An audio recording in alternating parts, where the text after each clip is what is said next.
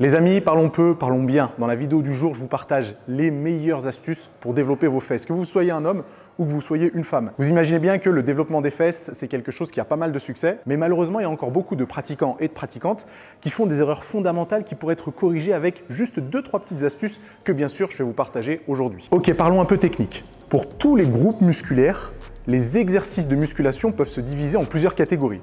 On a les exercices à forte tension d'étirement, les exercices à forte tension de contraction et puis les exercices qui se trouveraient un petit peu entre les deux. On va les appeler les exercices à tension neutre ou alors à tension continue. Vous appelez ça comme vous voulez. Pour le grand fessier, dans la catégorie forte tension d'étirement, on a bien sûr le squat, on a la presse à cuisse, on a le soulevé de terre et toutes ses variantes, donc soulevé de terre classique, soulevé de terre sumo. On a les fentes et toutes ces variantes, donc fente en déplacement, fente avant, fente arrière, fente bulgare. Et puis certains exercices effectués à la poulie dans une position bien spécifique. Pour les exercices à forte tension de contraction, on en a un tout petit peu moins. Le premier, le plus connu, c'est bien sûr le hip thrust. Et toutes ces variantes, ça peut être glute bridge au sol, ça peut être frog pump. On a un exercice peut-être de moins en moins populaire qui s'appelle le pull through. Et puis encore une fois, certains exercices effectués à la poulie, mais ça dépend de votre position. Je vous expliquerai ça en détail un peu plus tard. Et puis les exercices à tension neutre, ça peut être certaines machines de musculation qui sont disponibles dans certaines salles, mais aussi, encore une fois, des exercices effectués à la poulie à condition que vous vous mettiez dans une position bien spécifique. Pour ce qui est des exercices effectués avec charge libre, on a les hyperextensions qui sont un exercice à tension neutre qui est hyper intéressant pour bosser les fesses. Ce que je vais dire est valable pour tous les groupes musculaires. Les exercices à forte tension d'étirement sont toujours plus efficaces pour l'hypertrophie que les exercices à forte tension de contraction. Ça veut dire que oui, le squat et toutes les variantes sont potentiellement plus efficaces pour développer le grand fessier que les mouvements de hip thrust. Je sais, ça ne va pas faire plaisir à beaucoup de pratiquantes, mais c'est la réalité.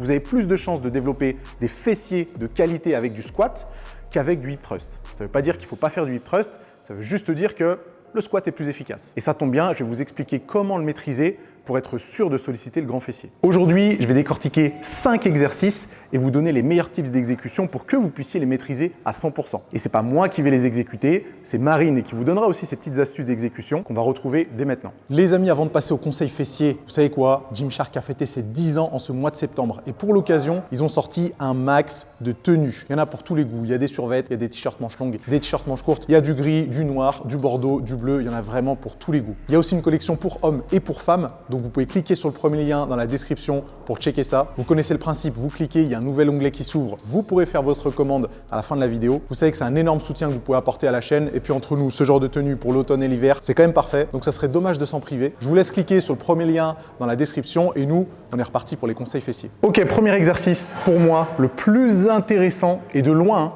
c'est les squats. Et je suis sûr que Marine est d'accord avec moi parce que du squat, elle en a mangé. Et lorsqu'on maîtrise le squat, lorsqu'on sait pourquoi l'exécuter pour le grand fessier, ça devient une arme redoutable. Marine, quand elle fait du squat, elle le fait aussi bien pour les quadriceps que pour les fessiers. Moi, c'est la même chose. Il suffit juste de modifier un tout petit peu l'exécution pour solliciter plus ou moins un groupe musculaire. Le grand fessier, c'est un muscle qui est responsable de l'extension de hanche. Donc c'est le muscle qui va nous aider à nous redresser lorsqu'on est en position basse. Donc Marine, tu vas nous faire un squat au poids du corps et tu vas descendre en position basse et bloquer une dizaine de secondes. Stop! Là, on voit que dans cette position, le grand fessier est étiré. C'est ce que je vous disais tout à l'heure par rapport aux exercices à forte tension d'étirement et à forte tension de contraction. La tension maximale, elle est dans cette position-là, lorsque les fesses sont étirées. Et c'est pour ça que c'est un exercice intéressant, puisque la tension mécanique provoquée va être énorme. Si vous arrivez à maîtriser l'exécution avec une charge de travail intéressante, niveau croissance musculaire, ça va être un régal. Pour bien solliciter les fessiers, sur du squat. Première chose, favoriser la flexion de hanche. Ça veut dire que les genoux ne doivent pas trop avancer sur l'avant. Est-ce que tu peux nous faire un squat avec un focus quadriceps, donc en laissant avancer les genoux au maximum? Vous avez vu que les genoux, ils dépassent la pointe de pied. Vous avez vu qu'elle a engagé le mouvement avec les genoux. C'est un squat parfait pour les quadriceps. Maintenant, on peut essayer la même chose avec un squat focus fessier. Si on a avancé les genoux pour bosser les quadriceps, qu'est-ce qu'on va faire pour travailler les fessiers? Reculer les fesses. Donc tu peux y aller. On engage avec les fesses, on favorise la flexion de hanche et là on a un squat fessier parfait. Vous voyez que les genoux avancent un tout petit peu moins. Vous voyez que les hanches sont pliées au maximum. Là, on n'a rien à dire sur l'exécution. Ok, ça c'est le B.A.-ba. Par contre, il y a quelque chose qui est encore plus difficile à maîtriser. Et c'est ce qui potentiellement pose le plus de problèmes avec les pratiquants. C'est la position du bassin, la gestion du bassin. Lorsque j'ai appris du squat, je ne sais pas si pour toi c'était pareil Marine, moi on me disait on cambre au maximum. Donc vraiment on me demandait d'engager mon squat, hop, avec une antéversion et descendre pour protéger le dos. C'est une connerie, ça ne protège pas du tout le dos de forcer la cambrure. Est-ce que tu peux nous faire un squat avec une grosse cambrure? Ok, là, il y a une cambrure trop importante. Qu'est-ce qui va se passer? C'est que ça déstabilise le bassin. Et forcément, un bassin qui n'est pas en position stable, c'est un grand fessier qui ne peut pas produire autant de force. Pour stabiliser le bassin, il faut qu'il soit en position neutre, c'est-à-dire pas d'antéversion, donc pas de cambrure, et pas de rétroversion, donc pas d'arrondissement. Est-ce que tu peux nous faire une antéversion, donc exagérer la cambrure? Ça, c'est une antéversion. Vous voyez que le bas de son dos est creusé, c'est ce qu'on appelle une lordose. Et ça déstabilise le bassin. À ne pas faire sur du squat et d'ailleurs à ne pas faire sur n'importe quel autre exercice. Tu peux nous faire une rétroversion? Rétroversion, c'est typiquement le bas du dos qui est plat, les fesses contractées et les abdos serrés. Ça, pareil, il faut éviter de le faire. Ça veut dire quoi? Ça veut dire qu'en haut d'un squat, je vous déconseille de serrer les fesses parce que ça ne sert à rien et ça peut potentiellement être dangereux. Maintenant, je veux que ton bassin il soit entre les deux. Là, on a une position neutre, on a une cambrure naturelle. On a quand même les abdos et les fessiers très légèrement contractés pour stabiliser le bassin. Et à partir de cette position neutre, je veux que tu fasses ton squat en focus fessier, bien sûr, donc en envoyant les hanches sur l'arrière, mais sans bouger le bassin. Tout est fixe. Pas de cambrure excessive, les genoux ne sont pas trop loin devant, la flexion de hanche est optimisée, on peut remonter. Là, c'est nickel. Marine va nous faire une petite série avec une charge de travail pour que vous voyez un petit peu ce que ça donne et moi je donnerai les tips en direct. Donc on voit que le bassin est remis en place avant de commencer l'exercice, bassin en position neutre. Une fois que le bassin est mis en place, on envoie les fesses sur l'arrière pour engager le mouvement. Parfait, grosse flexion de hanche. Pour remonter, on pousse sur les talons, on met presque tout le poids du corps sur les talons et on contracte au maximum le grand fessier. Marine, elle a une souplesse articulaire et une mobilité qui est assez exceptionnelle, donc elle peut se permettre de descendre aussi bas. Vous n'êtes pas obligé d'avoir une amplitude aussi importante. Vous pouvez très bien travailler les fessiers en descendant un tout petit peu moins. Par exemple, Marine, tu vas me faire quelques reps avec une amplitude un peu moins importante. Ça, c'est déjà une très bonne amplitude pour travailler les fessiers.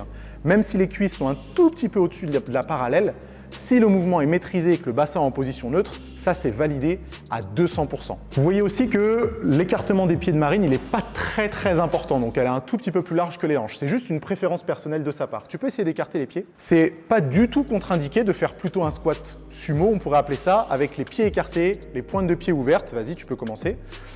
On voit que là, le placement de Marine est toujours très bon. J'imagine que si elle le fait avec les pieds resserrés, c'est parce qu'elle a de meilleures sensations, qu'elle peut soulever plus de poids. Pareil, moi, quand je travaille les fessiers, j'ai les pieds resserrés.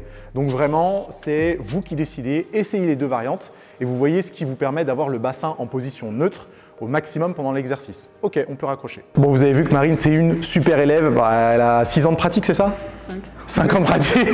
5 ans de pratique, mais surtout elle est coach, donc elle sait parfaitement faire un squat. Si vous avez un peu de mal, vous pouvez faire plusieurs choses. La première, c'est réduire l'amplitude. La deuxième, c'est réduire la vitesse d'exécution. Donc allez-y lentement, au moins pendant la phase d'apprentissage. Après, vous pourrez accélérer une fois que vous saurez bien faire le mouvement. Troisième chose, c'est prendre son temps pour choisir la variante parfaite pour vous. Essayez avec des écartements de pieds un peu différents. Essayez en poussant les genoux plus ou moins sur l'avant. Faites bien attention à votre bassin. Et puis à partir de là, normalement, vous devriez avoir un squat parfait pour le grand fessier. Du coup, en fait, quand je m'échauffe souvent en barre à vide, donc c'est ma première série, j'en viens à choisir mon placement du jour. C'est-à-dire que des fois, ça se joue à quelques centimètres. Donc si mon placement du jour me permet d'être au top de mon exécution, on va dire c'est ce placement-là, ça sera ce placement.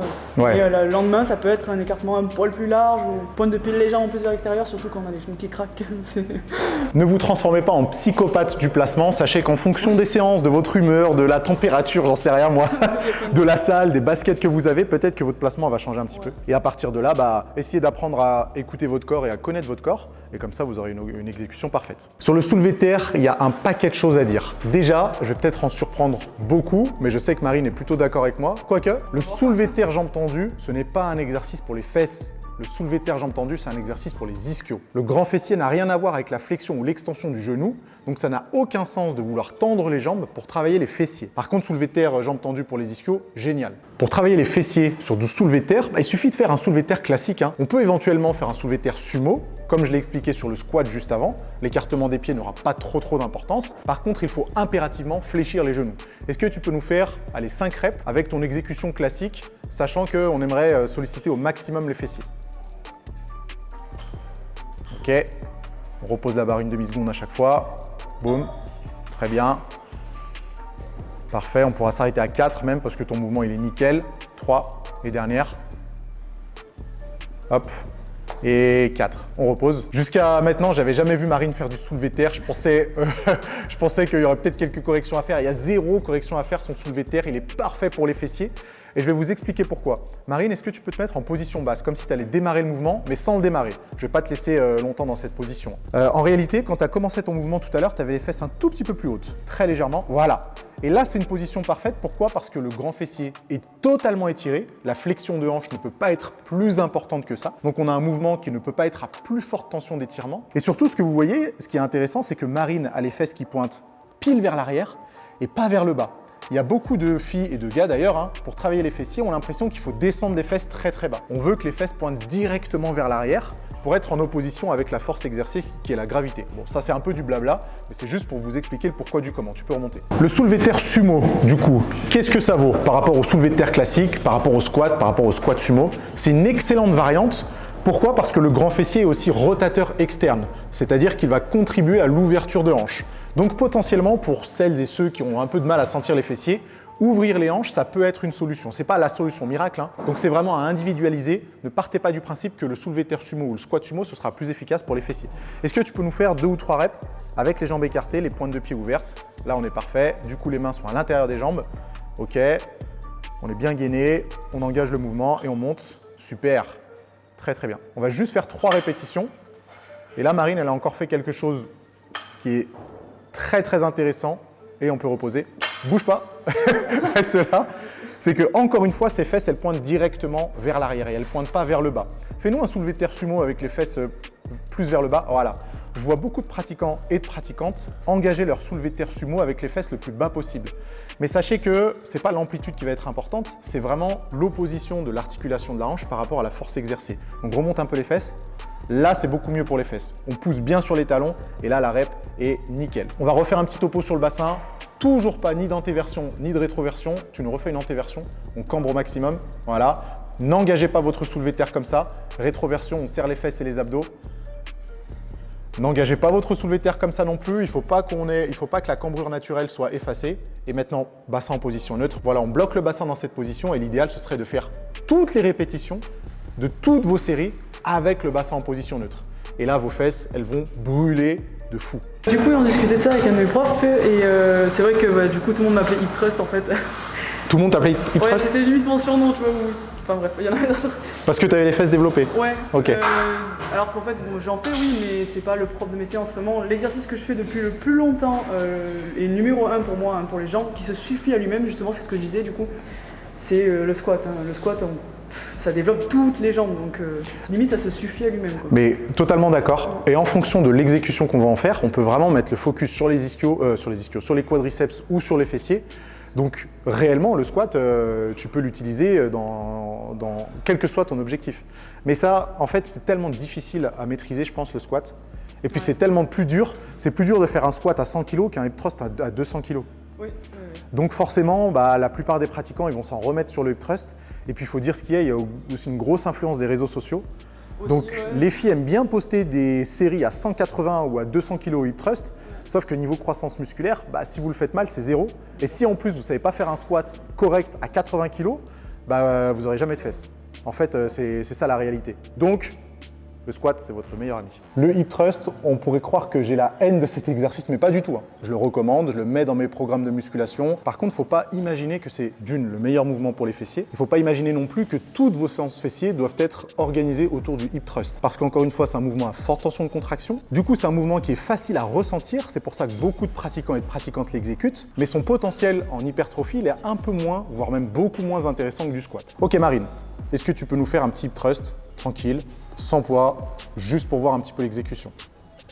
Et vous voyez qu'elle se place de manière assez particulière au niveau de la nuque et au niveau du bassin, mais ça on va le voir point par point. Déjà, le hip thrust, c'est un mouvement d'extension de hanche. C'est l'une des principales actions du grand fessier. Donc c'est déplier la hanche. Et c'est pour ça qu'il est aussi facile à ressentir cet exercice, parce que en théorie, il n'y a que les fessiers qui doivent être responsables de cette action-là. Premièrement, Marine, elle a rentré le menton. Pourquoi est-ce que tu fais ça? Du coup, je vais bien sentir mes fessiers quand je vais les remonter et moi, je sais que je vais être toujours bien aligné, etc. Si je peux apporter une autre explication pour compléter un petit peu ce que dit Marine, le fait d'avoir une extension de la nuque, ça peut vous encourager à cambrer, donc à faire une antéversion. Et on ne veut pas, parce que l'un des rôles aussi du grand fessier, c'est la rétroversion, c'est de faire tourner le bassin vers l'arrière. Donc le fait de se mettre dans cette position déjà au niveau placement où on arrive à voir son corps, donc c'est un peu plus facile pour se placer. Et puis on évite d'être en extension et donc de favoriser la cambrure, ce qui arrive sur pas mal de pratiquantes. Et ça m'amène au deuxième point. Vous avez vu que Marine fait une toute petite rétroversion à la fin, mais elle n'est pas non plus excessive. Donc pour l'instant, aucun problème. Un mauvais hip thrust, ce serait de pousser le nombril le plus haut possible. Bon, après, Marine, elle a des fesses déjà très développées, donc on les voit travailler même quand elle le fait mal. Mais ce qu'il ne faut pas faire, c'est creuser le bas du dos lorsque vous faites votre hip thrust. Au contraire, lorsque vous êtes en position haute, tu peux bloquer en position haute. Voilà, il faut faire en sorte que les crêtes du bassin montent le plus haut possible, mais que le bassin descende le plus bas possible. C'est ce qui va provoquer la rétroversion et ce qui va faire en sorte que vous contractez au maximum les fessiers. Tu peux reposer. Alors attention, ceci dit, la rétroversion du bassin, si jamais vous n'avez pas l'habitude et que votre schéma corporel n'est pas encore au top du top, j'aurais tendance à la déconseiller. L'extension de hanche suffit à travailler les fesses. Ça veut dire que votre mouvement, tu sais quoi, je vais l'exécuter pour une fois. C'est toi qui vas te mettre à ma place, à ma place de coach. Si jamais vous n'avez pas encore trop l'habitude avec la rétroversion du bassin, vous pouvez vous contenter de faire juste une extension de hanche. Là, je fais juste une extension de hanche. Alors forcément, je monte un peu moins parce qu'il me manque les derniers centimètres de rétroversion du bassin, mais mes fessiers travaillent déjà pas mal. Donc ne vous obligez pas à monter trop haut lorsque vous faites du hip thrust. Et au fur et à mesure, plus vos fesses vont se développer et plus vous serez à l'aise avec votre propre corps. Vous pouvez faire comme Marine et finir le mouvement avec une petite rétroversion du bassin. Marine, forcément, elle a une exécution top. Ses genoux sont fléchis à 90 degrés. Donc ses tibias sont verticaux par rapport au sol. Ce qui fait qu'elle va réduire l'intervention soit des quadriceps, soit des ischios et isoler au maximum le mouvement sur le grand fessier. L'écartement des pieds, c'est un peu comme le squat et le soulevé de terre. Il n'y a pas vraiment de règles à respecter en fonction de la largeur de votre bassin et de votre souplesse articulaire. Peut-être que vous pourriez être un peu plus à l'aise avec les pieds écartés. Tu peux essayer avec les pieds un tout petit peu, voilà, voir ce que ça donne. Ouais, voilà, dis-nous si jamais tu le sens mieux ou moins bien. Ça change rien. Après, moi, honnêtement, je sens. Tu sens toujours. Tu sens toujours. Après, c'est vraiment ressenti, quoi. S'il y en a qui les sentent mieux comme ça, qui mettent les pieds comme ça. Mais voilà, toujours pareil, c'est une exécution parfaite avant tout, quoi. Ouais, c'est vraiment individualisé. Il n'y a pas de règles à respecter. Essayez tous les écartements. Encore une fois, en fonction de la largeur de votre bassin, peut-être que vous serez plus ou moins à l'aise. Par contre, ce que j'aurais tendance à déconseiller, c'est les pieds trop rapprochés. Plus serré que la largeur des hanches, je vois pas l'intérêt. La seule chose, c'est que vous allez perdre en stabilité, du coup, potentiellement produire moins de force. Et ça, c'est valable pour le squat ou pour le soulevé de terre. Les pieds trop rapprochés, c'est déconseillé. Les pieds écartés, si jamais vous vous sentez mieux, aucun problème par rapport à ça. Dernier petit tips de placement. On voit que là, tu as les scapulas sur le banc. On en parlait juste avant, il y a des pratiquants qui mettent presque le bas du dos sur le banc. Mais du coup, si vous avez le bas du dos sur le banc, vous réduisez le bras de levier. Forcément, vous pouvez mettre plus lourd, mais ça ne va pas être plus efficace pour vos fesses.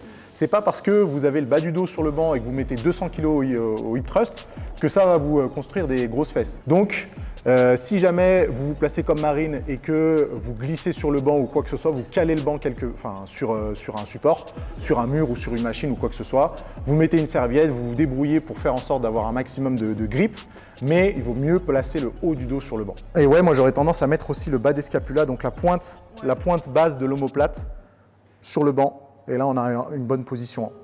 Tibia perpendiculaire au sol en position haute. Ça va pour quelqu'un qui fait jamais de hip thrust, je m'en sors pas trop mal. Si Marine valide, c'est parfait. Allez, on passe à la suite. Dernier exercice que je vais vous démontrer aujourd'hui, c'est les hyperextensions. Hyperextension, c'est ni un mouvement à forte tension d'étirement, ni un mouvement à forte tension de contraction. C'est un peu entre les deux, puisque du coup, le grand fessier va travailler de haut en bas du mouvement et la tension maximum sera à la moitié du mouvement. C'est pour ça qu'on appelle ça un peu un mouvement à tension neutre. Il est très intéressant. Et du coup, il a les avantages des exercices à forte tension d'étirement, c'est-à-dire qu'il est intéressant pour l'hypertrophie, et les avantages des exercices à forte tension de contraction, c'est-à-dire qu'il est facilement maîtrisable et que vous n'aurez pas trop de difficulté à sentir les fessiers. Ok, comme d'hab, placement nickel. Continue Marine. Ce banc-là, peut-être que beaucoup d'entre vous l'utilisent pour les lombaires, ce qui est une bonne chose, hein. On peut faire le mouvement en modifiant l'exécution pour travailler le bas du dos. Peut-être que certains d'entre vous l'utilisent pour les ischios, et c'est aussi une bonne idée, hein. En modifiant un peu l'exécution, on peut ressentir les ischios. Mais là, vous voyez que Marine a une exécution un peu particulière, elle ne remonte pas jusqu'en haut, elle essaye de contracter les fessiers dès le début, et elle a le haut du dos qui est arrondi, ce que je recommande également. Et vous savez quoi, on ne s'est même pas concerté, hein. C'est-à-dire qu'on n'a pas fait de briefing pour l'exécution. Elle a fait son exécution comme elle le fait habituellement, et moi j'étais censé corriger ou modifier un petit peu ce qu'elle avait à faire, mais j'ai rien à modifier parce qu'elle le fait de manière parfaite. Et effectivement, moi aussi, j'ai tendance à arrondir le haut du dos, desserrer un petit peu les scapulas, Après, je fixe quand même toute ma chaîne pelvienne, donc tout ce qui est autour du bassin, et je vais contracter au maximum les fessiers en appuyant mon bassin à l'intérieur du pad. On a vu que là, enfin j'ai vu, et vous avez vu aussi peut-être, que Marine a les jambes presque complètement tendues. Si vous avez un peu du mal avec les fessiers et que ce n'est pas un mouvement que vous ne maîtrisez parfaitement, je vous conseille de fléchir un tout petit peu les genoux. Ça vous évitera de sentir les ischios et de sentir un inconfort. Est-ce que tu peux essayer avec les genoux légèrement fléchis? Ouais, la taille du banc n'est pas non plus hyper adaptée pour Marine, donc c'est clair que c'est un peu embêtant. Donc là, l'idéal, ce serait de fléchir un tout petit peu, quitte à ce que le bassin décolle un peu du banc. Voilà, nickel. Et après, on fait exactement le même mouvement. Haut du dos arrondi, on serre au max les fesses. Parfait. Donc ça, c'est juste une petite astuce si vous avez du mal à ressentir les fessiers et que vous avez un inconfort au niveau de l'articulation du genou et des ischios. Est-ce que tu peux nous faire un mouvement mal fait, c'est-à-dire en remontant très haut? Alors, je vais me concentrer. Ouais, concentre-toi, je sais que c'est chaud. Alors, on voit un petit peu ce que ça donne. Est-ce que tu peux remonter encore plus haut? Voilà, exactement. Ça, ce sera un mouvement mal fait. Ça, ce sera un mouvement mal fait pour les fessiers, hein, parce que ça peut quand même être intéressant pour le bas du dos, étant donné qu'on fait une vraie extension de la colonne, une vraie extension du rachis. Par contre, pour les fessiers, ça, je ne recommande absolument pas. Et là, on voit du coup que les érecteurs du rachis, donc le long dorsal, c'est les deux gros tubes qui sont de chaque côté de sa colonne vertébrale, ils sont bien engagés, bien sollicités. Par contre, les fessiers pourraient mériter d'être plus contractés. C'est pour ça que ce n'est pas une variante très intéressante pour les fessiers. Il vaut mieux réduire un petit peu l'amplitude pour optimiser le travail de ce groupe musculaire-là. Ok, je te laisse tranquille, tu peux relâcher. Et là, on peut se reposer un petit peu. Ok, il y a encore plein d'exercices pour les fessiers, mais vous avez bien vu que cette vidéo est déjà assez longue, donc si on en rajoute encore, elle va durer 2 heures. Mais déjà, je pense que là, on a eu des tips assez intéressants pour les exercices les plus importants. Marine, est-ce que tu fais des séances uniquement fessiers? Ou alors tu fais des séances bas du corps avec certains exos fessiers? Pour être tout à fait honnête, je fais des séances bas du corps. En ce moment, je suis à 2 séances bas du corps par semaine, mais je travaille tous les muscles de mes jambes, quoi. Donc, ouais. Ok. Et tu travailles pas les fessiers 3 fois par semaine ou quelque chose comme ça? Non, pas du tout. Non, ouais, je suis assez équilibré au niveau de la répartition de mes entraînements au niveau du corps. Ouais. Ouais, j'ai pas de focus fessier 15 fois par semaine, non. En fait, ça c'est intéressant et c'est pour ça que je voulais inviter Marine, parce que c'est typiquement l'inverse de ce qu'on pourrait voir sur beaucoup de vidéos qui sont malheureusement sur les réseaux sociaux, où on a des pratiquants ou des pratiquantes qui martèlent le même groupe musculaire 3-4 fois par semaine, mais qui n'ont même pas les résultats qui vont derrière. Et là, on a une pratiquante qui s'entraîne certes depuis 5 ans, mais qui ne fait pas de focus réel sur les fessiers, qui ne fait pas forcément de hip thrust très souvent, et qui pourtant a un développement exceptionnel. Après, évidemment, il y a d'autres distinctions comme votre expérience à la salle, votre schéma corporel, vos points forts, vos points faibles, votre morphologie, ce que vous avez envie de faire à la salle. Peut-être que le squat, ça vous saoule et que le hip thrust, vous adorez ça. Donc, il y a plein de choses qui sont à mettre en relation pour avoir le programme parfait, enfin votre programme parfait. Mais en tout cas, c'est bien d'avoir une petite piqûre de rappel et de savoir que le squat, ça reste un merveilleux exercice. Aujourd'hui, on n'a pas cité des exercices comme le step-up, qui est très bien aussi pour les fessiers, les fentes en déplacement, qui sont très bien pour les fessiers, certaines machines pour les fessiers qui sont très cool aussi, mais que j'ai pas dans cette salle-là. Donc n'imaginez pas que ces 4 exercices, c'est les seuls qui existent, ça fait juste partie de mes préférés et je tenais à vous les expliquer en détail pour que vous puissiez les reproduire chez vous. Marine, merci beaucoup. Merci à toi. Pour ta contribution sur cette super vidéo. Ouais. Espérons qu'on retrouve des squats dans les programmes de musculation des personnes qui veulent développer les fesses. Si vous voulez voir de beaux squats, vous allez sur l'Instagram de Marine qui s'affichera sur l'écran. Et puis peut-être que vous la reverrez sur la chaîne. Marine, encore une fois, merci. Et puis les amis, à bientôt.